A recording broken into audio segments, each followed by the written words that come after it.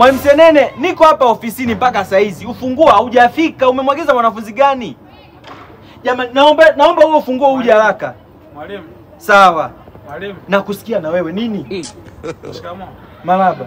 Yule Lusajo, mwanafunzi mpya, amenizaba vibao. Kwa nini? God absolutely. Mimi tu nilikaa tu akaja akanizaba hivi. Nenda kamuite. Sawa.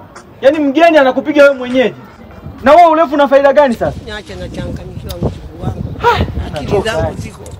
Niko hopeless. Mwalimu. Huko hapa Lusajo. Lusajo. Wewe kwa nini unapiga wenzio vibao? Mwongo. Lusajo.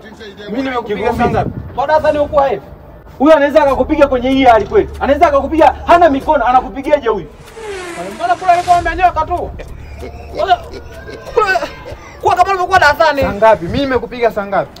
Darasani Bongo vizuri tu. Mbona unapenda kuonea watu ambao hawana uwezo? Hamna mimi simuonea hapa lakini. Unashinda kuonea watu kwenye matokeo, kwenye masomo, kwenye mitihani. Unakuja kumuonea mtu hana mikono unasema amekupiga. Amekupigaje huyu? Huyu ni mlemavu, anakupigaje wewe vibao? Lusajo nakuomba kwa kama darasani unavyokuaga. Mwalimu ni mgeni ile mikono anayo, hayupo hivi. Anamsingizia mwalimu. Sijapiga. Lusajo, nenda darasa. Kwa kama darasa. Hapana. Sijampiga. Hata 10,000 hapo. Hii hapa.